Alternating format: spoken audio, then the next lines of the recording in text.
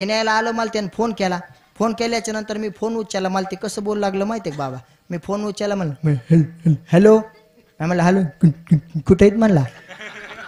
म्हणलं हे काय इथं फाट्यावर थांबलो. कशापाशी थांबलात म्हणला. मी म्हणलं इथं काय पान टपरी का काहीतरी दिसायला तिथं थांबलो. कोणत्या टपरीपाशी? म्हणलं इथं तीन आहेत, मधल्या टपरीपाशी थांबलो.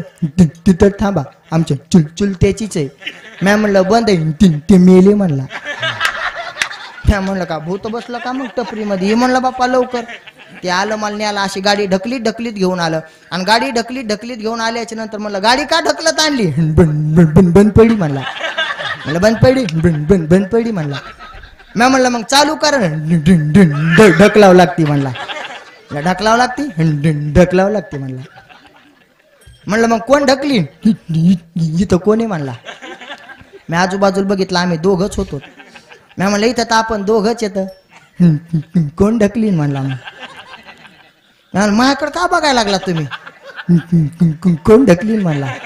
मी म्हणलं तुम्ही ढकला ना, चालू कोण करीन म्हणला. मी म्हणलं मी चालू करतो, ज्याची गाडी त्यालाच चालू होत असते. म्हणलं अवघड झालं भाई, काय माणूस भेटला. मी म्हणलं करावा. मी गाडी ढकलली, चालू झाली. म्हणलं बसू का? डबल येत नाही म्हणला. डबल येत नाही म्हणला. मला आता अवघड झालं. डबल येत नाही म्हणला. मी म्हणलं मग तुम्ही चालवान म्हणला. मी गाडी चालवायला बसलो, पुन्हा बंद पडली. म्हणलं आता उतरा म्हणला.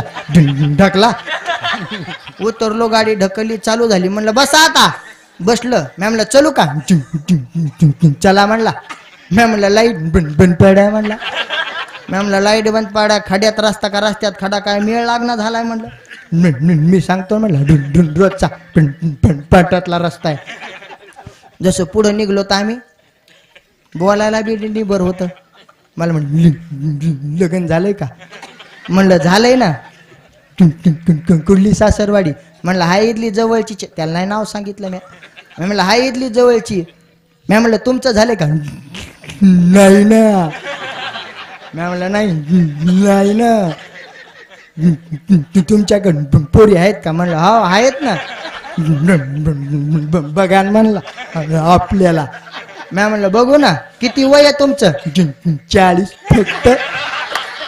मी म्हणलं 40 वर्ष फक्त 40? म्हणलं मग काय वय होईल ना म्हणलं. मग बघा म्हणला. मी म्हणलं पण तुम्ही बोलण्याच्या नादात रस्ता सांगा बरं काय? सांगतो म्हणलं.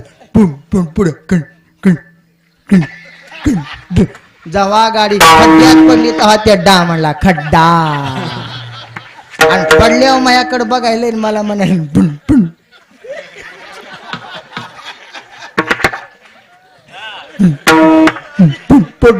दुखायले काय? पडल्यावर माझ्याकडे बघायला मला म्हणते पडलोत का काय? म्हणलं आता काय सांगू तू पडलोत का काय? हा जरी विनोद असला तरी गावकऱ्यांना लक्ष राहू द्या. येताना झटका बसला मला. हा थोडं विठाला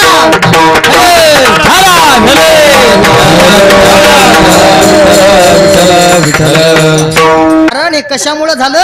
साधू संतांची निंदा केल्याच्या नंतर महाराज आपल्याला भोगायला येतं. बरं कारण कर्म हे कोणाला चुकत नाही. एक शेवटचं पद म्हणू का? शिवदाशी भारुडामध्ये लिहिलेले बघा. ऐका ऐकवत्री जटे माझी कर्माची संगत. माझी कर्माची संगत.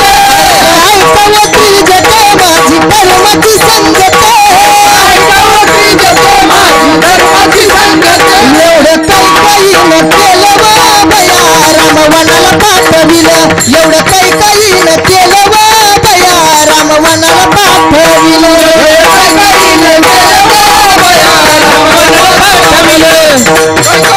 गेलं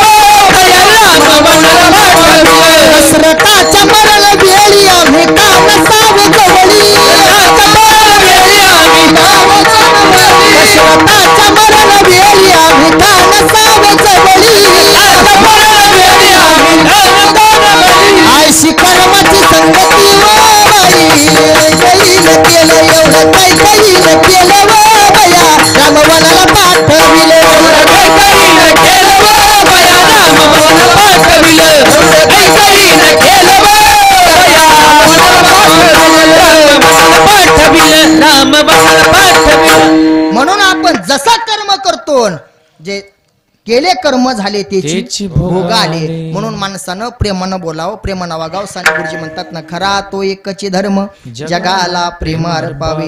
म्हणून महाराज म्हणतात, भक्ती प्रेमाविना ज्ञान नको देवा, अभिमान नित्य नवा तया माझी. प्रेम सुख दे, प्रेम सुख दे, प्रेमाविना नाही समाधान. रांडवेने देवी शृंगार पै केला, प्रेमाविना झाला ज्ञानी तैसा.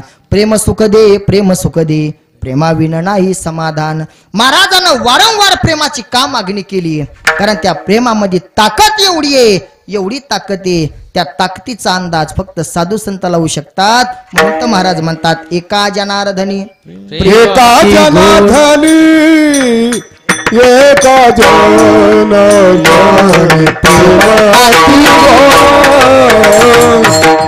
एका जनार्दनी एका जनार्दनी प्रेमाती गोडा एका जनार्दनी एका जनार्दनी प्रेमाती गोडा एका जनार्दनी एका जनार्दनी प्रेमाती गोडा अनुभव सुरुंबा जाणतीले अनुभव सुरुंबा जाणतीले प्रेम सुख देई प्रेम सुख देई प्रेम सुख देई प्रेम सुख देई प्रेम सुख देई प्रेम सुख देई प्रेम सुख देई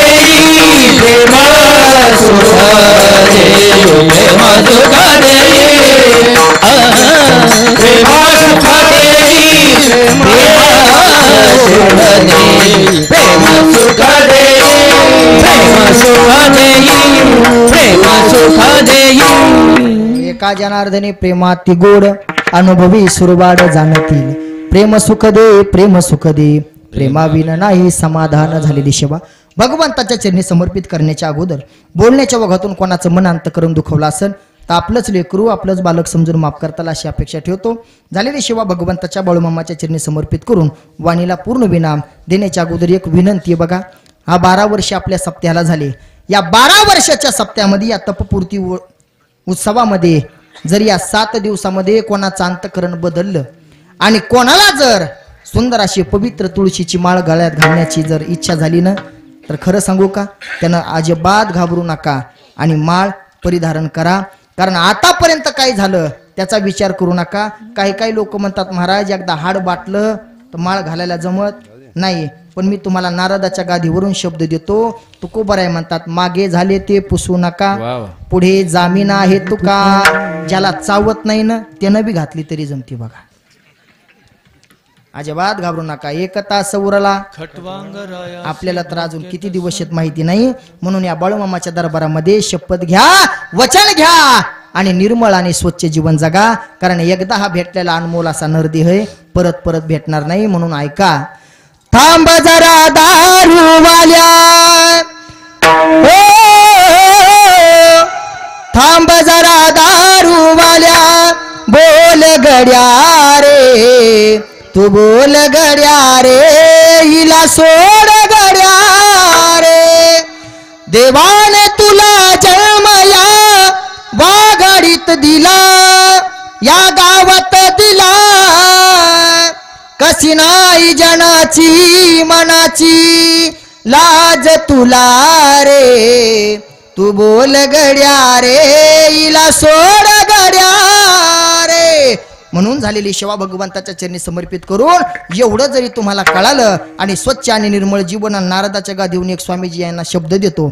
आपल्या गावातल्या या 100 वर्ष, 12 वर्षाच्या सप्ताहामध्ये जर 101 माणसाचं मन बदललं आणि 101 माणूस जर माळकरी झाला तर मरेपर्यंत वाघाडीत फुकट कीर्तन करीन.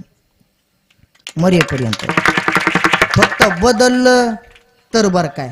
आणि 100 पैकी जर 1-2 घानाचं घातले तर 2-3 हजार जास्त घेईन. कारण नुसते महाराज लोक श्रीमंत करू नका हो.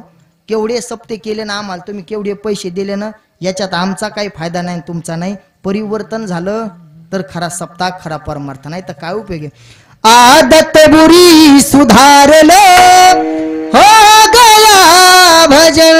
आपल्या वाईट सवयी सुधारणं यालाच खरं भजन म्हणतात। झालेली सेवा भगवंताच्या चरणी समर्पित करून वाणीला पूर्णविराम। थोडासा वेळ घेतला तुमचा त्याबद्दल सर्वांची माफी मागतो। ज्ञानेश्वर माऊली ज्ञानेश्वर माऊली ज्ञानेश्वर विठ्ठल जय जय विठ्ठल।